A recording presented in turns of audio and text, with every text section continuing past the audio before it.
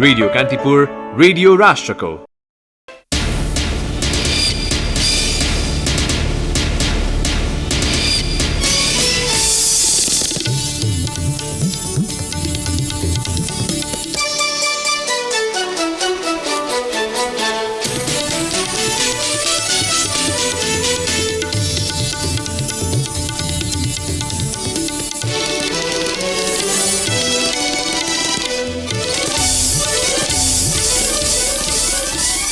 तेह्रौं साखको तेस्रो दिन आज नेपाललाई थप 8 स्वर्ण पदक। फुटबलका दुवै स्पर्धामा नेपालको विजय सुरुवात। महिला भलिबलमा रजत पदकमा सीमित। बागलुङमा जीप दुर्घटना हुँदा 14 जनाको मृत्यु, 3 जना घाइते, 1 बेपत्ता। झापाको चन्द्रगढी विमानस्थलको विकास तथा विस्तारका लागि 101 बिघा जमिन अधिग्रहण गर्नुपर्ने नागरिक उड्डयन प्राधिकरणको भनाई। प्रदेश 1 का 3वटा विमानस्थलमा परीक्षण उडान।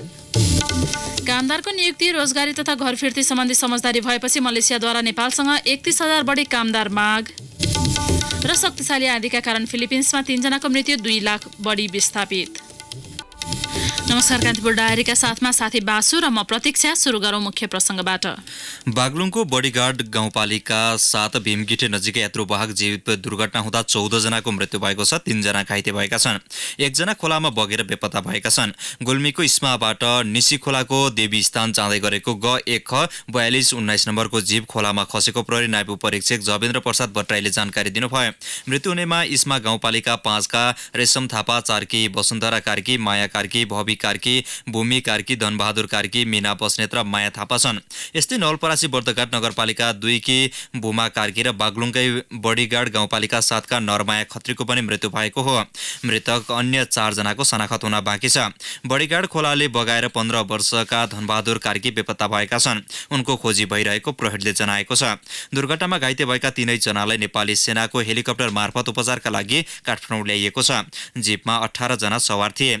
बढी भार र तीव्र गतिका कारण जीप दुर्घटना भएको प्रहरीले प्रारम्भिक अनुमान गरेको छ। जीपमा सवार सबै देवी स्थानमा कुलपूजाका लागि जाँदै गरेका थिए। यस्तै मोरङको उर्लाबारी नगरपालिका 5 झुमराहा स्थित भित्री सडकमा टिप्परले ठक्कर दिँदा स्थानीय जोगिन्दर मण्डलकी 4 वर्षीय छोरी राधिका कुमारीको मृत्यु भएको छ। ना 8 ख 7053 नम्बरको टिप्परले राधिकालाई ठक्कर दिँदा घटनास्थलमै मृत्यु भएको प्रहरीले जनाएको छ।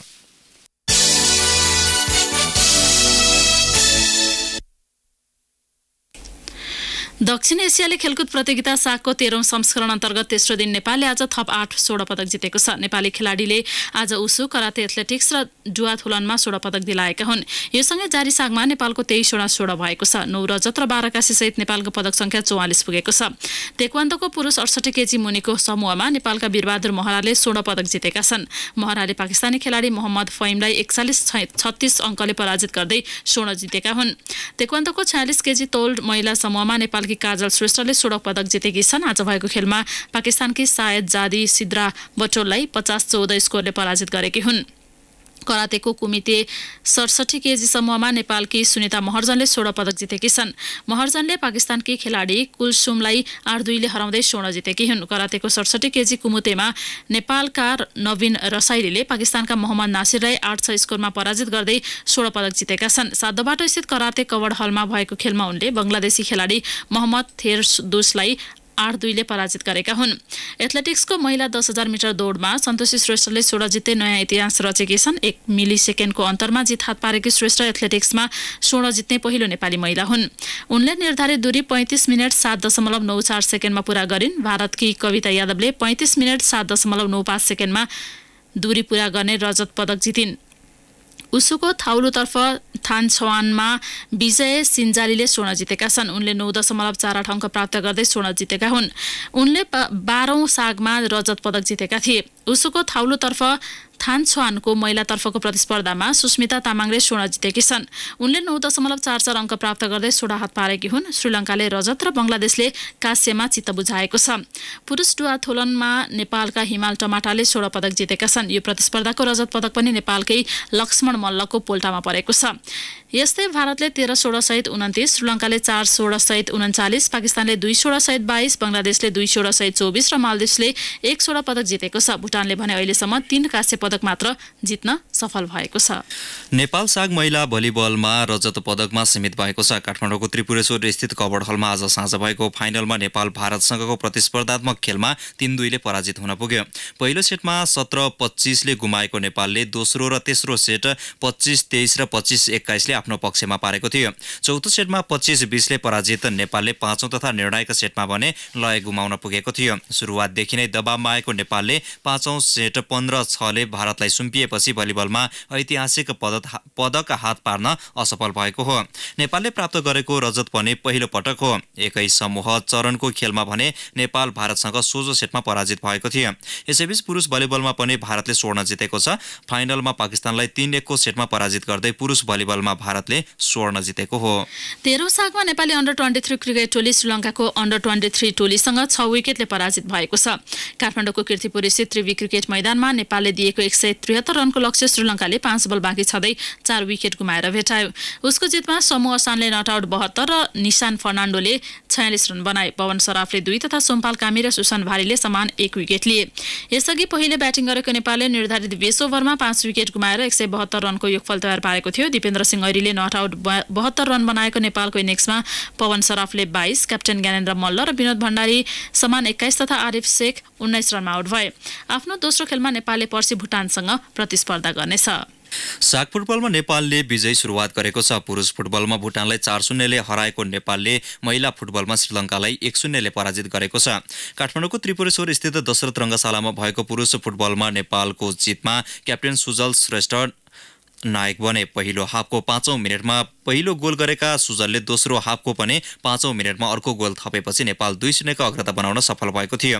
65औं मिनेटमा अभिषेक रिजालले गोल गरेपछि नेपाल 3-0 को अग्रता लिन सफल भयो। 77औं मिनेटमा मिछेन तामाङले गोल गरेपछि नेपाल भुटान विरुद्ध प्रभावशाली जित निकाल्न सफल भएको हो। नेपाल 12औं सागमा फुटबलको विजेता हो। भुटानले आफ्नो पहिलो खेलमा हिजो बंगलादेशलाई 1-0ले हराएको थियो। नेपाल र भुटानको समान 3 अङ्क भएको छ।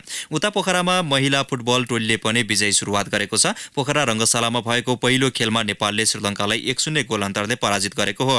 नेपालको जितमा खेलको 87औं मिनेटमा सरु लिम्बुले नेपालका लागि निर्णायक गोल गरिन्। नेपालले आफ्नो दोस्रो खेलमा पर्सि बिहीबार मालदिप्ससँग प्रतिस्पर्धा गर्नेछ।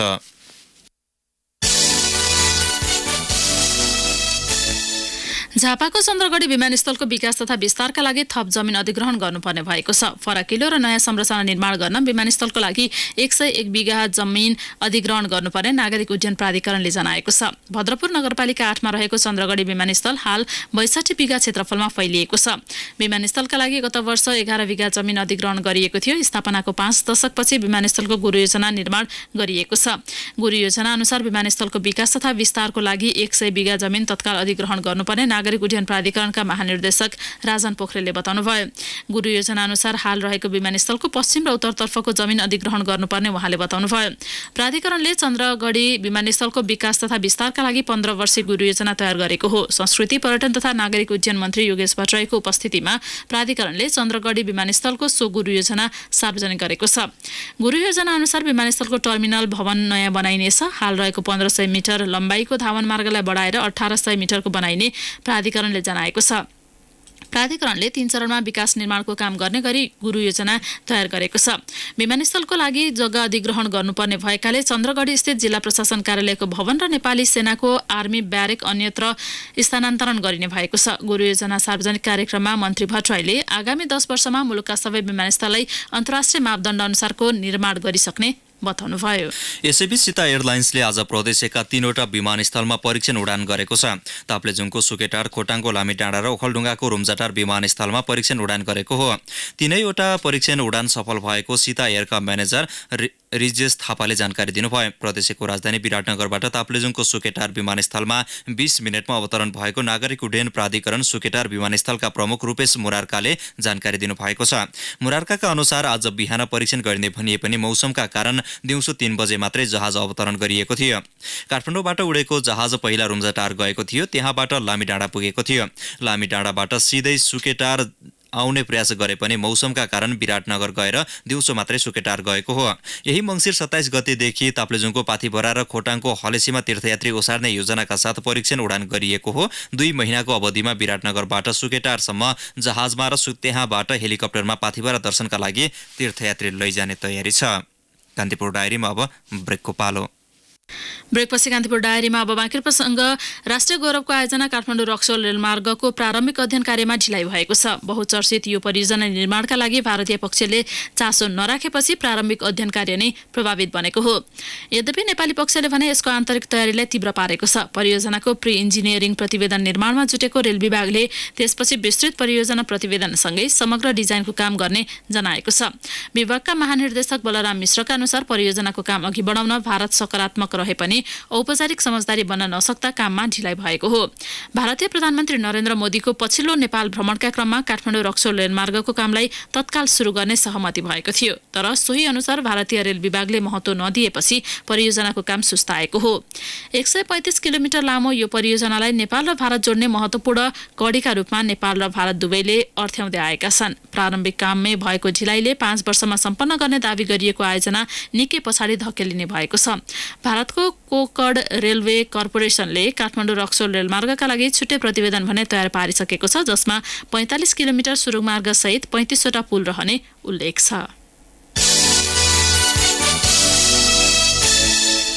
नागरिकको घर दैलोमा सेवा पुर्याउने र नागरिकले आवश्यकता बोध गरेका योजना कार्यान्वयनमा लैजाने हो भने अधिकांश अनियमितता घट्ने सरकारवालाले बताएका छन्।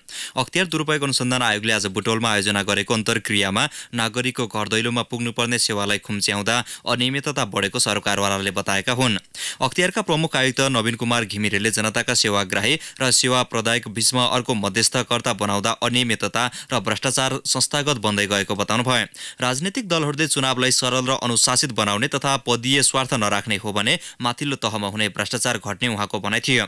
मुख्यमन्त्री शङ्कर पोखरेलले सार्वजनिक क्षेत्रलाई जवाफदेही बनाउन अख्तियारले नागरिक सरोकारका विषयमा अझ बढी निगरानी बढाउन सुझाव दिनुभयो। प्रदेशको आर्थिक मामिला तथा योजना मन्त्रालयका सचिव मधु मरासिनीले यातायात मालपोत जस्ता धेरै भिड हुने कार्यालयलाई तल्लो तहसम्म विस्तार गर्न र अनलाइन सेवा बढाउन सके अनियमितता कम हुने बताउनुभयो। मालपोत कार्यालय बुटवलका प्रमुख केशवराज भट्टराईले कम जनशक्ति, दलीय स्वार्थ र दबावमा काम गर्दा पनि अनियमितता हुने र त्यसमा कर्मचारी पर्ने गरेको उल्लेख गर्नुभयो।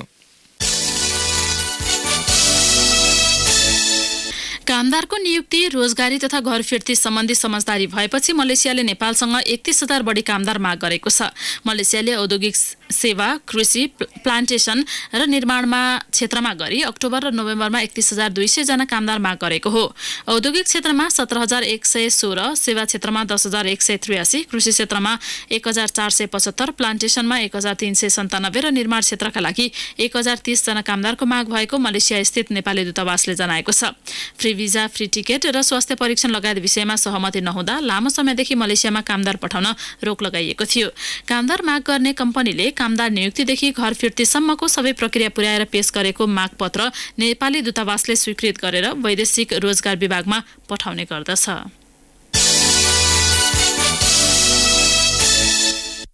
पछिल्लो समयमा नेपाली कलाकार तथा साङ्गीतिक समूहले विदेशमा प्रस्तुति दिने क्रम बढ्दो छ। विदेशमा बस्ने नेपालीहरूको रोजाइमा पर्ने गरेका कलाकार तथा साङ्गीतिक समूहहरू महिनौं उतै बसेर दर्जनौं स्थानमा प्रस्तुति दिने गरेका छन्। सो क्रममा सबैभन्दा विदेश भ्रमण गर्ने समूहमा पर्छ नेपथ्य। अहिले पनि नेपथ्य अस्ट्रेलिया भ्रमणमा छ। 1.5 महिना लामो यात्रामा रहेको नेपथ्यले ब्रिसबेन र डार्बिनमा कार्यक्रम सम्पन्न गरिसकेको छ भने अहिले अस्ट्रेलियाको दक्षिणी क्षेत्रमा हजारौं दर्शकको साथ पाइरहेको छ। अस्ट्रेलियाबाट सहकर्मी नारायण खड्काको रिपोर्ट। आफ्नो 1.5 महिने साङ्गीतिक टुरका क्रममा नेपथ्य अहिले अस्ट्रेलियामा छ। लोकपप विधालाई नेपाली साङ्गीतिक आकाशको उचाइमा पुर्याउन सफल नेपथ्यलाई अस्ट्रेलियामा माया गर्नेको कुनै कमी छैन। नेपथ्यका लीड गायक अम्बिर गुरुङ आफूहरूलाई अन्य देशभन्दा अस्ट्रेलिया धेरै प्यारो र यहाँका दर्शकले धेरै माया गर्ने सुनाउँछन्। संसारभर खोजिरहेको नेपाली गीत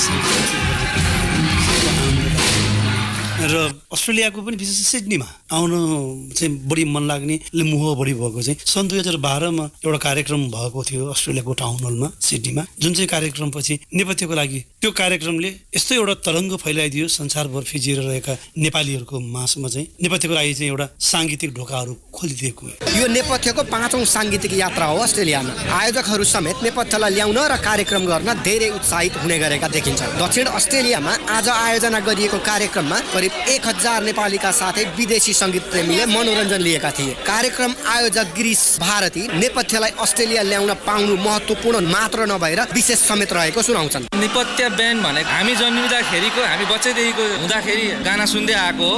नेपथ्य ब्यान्ड यस्तो ब्रान्ड हो कि गानाहरू देशभक्ति गानाहरू छन्, त्यस कारणले मन पराएको भन्ने मलाई लाग्छ होइन। कार्यक्रममा धेरै युवा युवतीहरूको सहभागिता रहेको थियो। नेपथ्यले समेत आफ्ना परम्परागत गीतहरूका साथै रिलिज नभएका गीतहरू समेत गाएर मनोरञ्जन दिलाएको थियो। कार्यक्रममा सहभागी हुन आएका मिलन दाहाल यहाँका नेपालीहरूको लागि नेपथ्यको स्थान छुट्टै भएको सुनाउँछन्। नेपथ्यले चाहिँ नेपालको 75 जिल्लाबाट स्थानीय शब्दहरू समेटेर यसको सङ्गीत सिर्जना गर्ने भएकोले अनि नेपथ्यको सङ्गीतलाई चाहिँ रुचाउने सबै बालकदेखि वृद्धसम्म सबैले रुचाउने भएको कारणले गर्दाखेरि चाहिँ अन्य साङ्गीतिक समूहहरूको भन्दा यसको स्थान चाहिँ उच्च रहेको जस्तो मलाई लाग्छ। नेपालीको सङ्ख्या बढेसँगै अस्ट्रेलियामा साङ्गीतिक कार्यक्रम गर्न आउने नेपाली कलाकार तथा समूहहरूको सङ्ख्या समेत पछिल्लो समयमा बढिरहेको छ। यस्ता कार्यक्रमले नेपाली गीत सङ्गीतको प्रवर्धन त हुन्छ नै, विदेशमा रहेका युवा युवतीलाई एक दिन भए पनि भरपूर मनोरञ्जन दिने गरेको छ।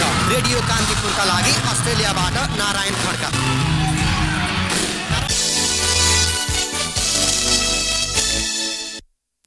निर्वाचन आयोगले उपनिर्वाचनको अन्तिम नतिजा सार्वजनिक गरेको भोलिपल्ट गृह मन्त्रालयले 5 जिल्लाका प्रमुख जिल्लाधिकारीको सरुवा गरेको छ। गृहका अनुसार पर्सा, भक्तपुर, चितवन, मकवानपुर र लमजुङका प्रमुख जिल्लाधिकारीको सरुवा गरिएको हो।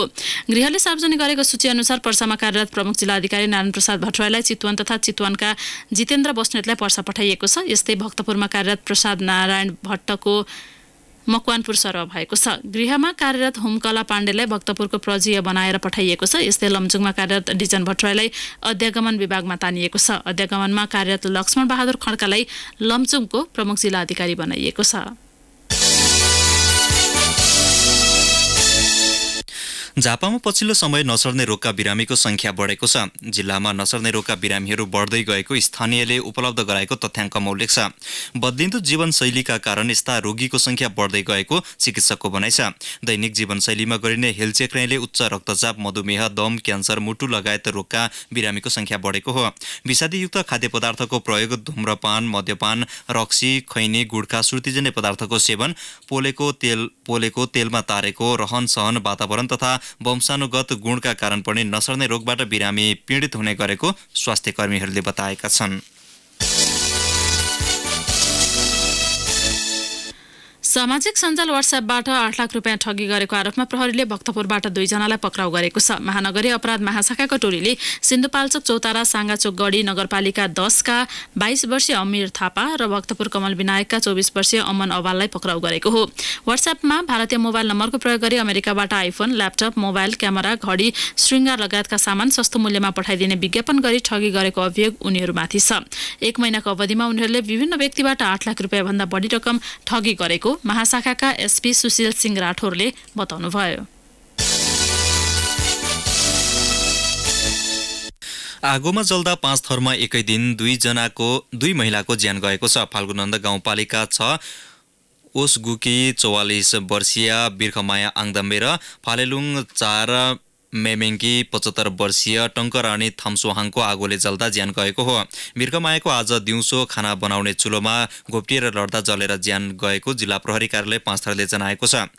यस्तै गैराती घरमा आगलागी हुँदा फालेलुङ 4 की 75 वर्षीय टङ्करानी थम्सोहाङको मृत्यु भएको छ। उनी घरमा एक्लै बस्दै आएकी थिइन्। अब केही समाचार संक्षेपमा। स्थानीय तहका प्रमुखहरूले सिद्धार्थ राजमार्गको तत्काल स्तरोन्नति गर्न माग गरेका छन्। राजमार्ग करिडोरमा पर्ने कास्की, स्याङ्जा, पाल्पा र रूपन्देही जिल्लाका स्थानीय प्रमुखहरूले 10 बुँदे घोषणापत्र जारी गर्दै तत्काल स्तरोन्नति गर्न माग गरेका हुन्। उनीहरूले राजमार्गको स्तरोन्नति नभएसम्म त्यस क्षेत्रका बासिन्दाको आर्थिक स्तर बढ्न नसक्ने भन्दै सम्बन्धित पक्षको ध्यानाकर्षण गराएका हुन्। बुढीगण्डकी डुबान प्रभावितले गोर्खाको आरुघाट गाउँपालिका कार्यालयमा तालाबन्दी गरेका छन्। मुआब्जा निर्धारणमा असन्तुष्टि जनाउँदै गाउँपालिकाको मुख्य प्रवेशद्वारमा उनीहरूले ताला लगाएका हुन्। बाराको महागढी माई नगरपालिका 4 मलहनी चोकमा ट्र्याक्टरको ठक्करबाट पैदल यात्री सर्लाही बरहथवा 5 का 60 वर्षीय राजाराम रायको मृत्यु भएको छ। नवलपरासीको देवचुली नगरपालिका 2 मा रहेका 2वटा पसलमा आगलागी भएको छ। स्थानीय तुलसी महतोको किराना पसल र त्यससँगै जोडिएको केके मोटरसाइकल अटो सर्भिस ग्यारेजमा मध्याह्न आगलागी भएको हो। आर्थिक सामाजिक रूपमा विपन्नहरूको पहिचान गर्न लमजुङको मर्स्याङदी गाउँपालिकाले व्यक्तिगत विवरण सङ्कलन गरेको छ। व्यक्तिगत विवरण सङ्कलनपछि छानबिन गरेर विपन्न तथा गरिब घर परिवारलाई परिचय पत्र दिइने कार्यक्रमका सुपरभाइजर ओम प्रकाश तामाङले जानकारी दिनुभयो। कान्तिपुर डायरीमा अब बर्दिया डायरीको पालो। बर्दिया डायरीबाट कमल पन्थीको नमस्कार। बर्दिया स्थित शिवशक्ति सामुदायिक वनमा 14 वर्षदेखि बस्दै आएका अल्पसंख्यक राजी समुदायको यसै महिनाको अन्तिम साता पुनर्स्थापना हुने भएको छ। वर्षौंदेखि नदी किनारमा बस्दै आएका उनीहरू करिब 14 वर्ष अघि शिवशक्ति सामुदायिक वन फाटा अतिक्रमण गर्दै बस्दै आएका हुन्। 12 वटा घर रहेको भवनमा 12 परिवार बस्ने भएका छन्। मालपोत कार्यालयमा जग्गा नामसारी रोक्का ठोकुवा लगायत काम गर्न जाँदै हुनुहुन्छ भने तपाईँ ढुक्क हुनुहोस्। तपाईँको काम कम्तीमा 4 दिन लाग्छ। त्यसमा पनि तपाईँबाट नभई बिचौलियाबाट गराउनु पर्ने हुन्छ। मालपोत कार्यालयमा गत साउन 26 गते अनलाइन सेवा सुरु भएपछि सहजको सट्टा झन्झटिलो भएको छ। मालपोत अधिकृत भीम केसीले बिचौलियालाई कार्यकक्षमा प्रवेश गर्न रोक लगाए पनि अटेर गरेको बताउनुभयो। झन्डै 700 परिवार जनसङ्ख्या रहेको सोनाहा जाति कर्णाली नदी र तटीय क्षेत्रमा रहेर जीविका आर्जन गर्ने मुख्य थलो रहेको छ। जिल्लाको कर्णाली तटीय क्षेत्रमा बस्दै आएका सोनाहाले माछा मार्ने, ढुङ्गा चलाउने, गिट्टी ढुङ्गा सङ्कलन गर्ने र नदीमा सुन चाल्ने भए पनि केहीले आजभोलि कृषि पेसामा लागेका छन्।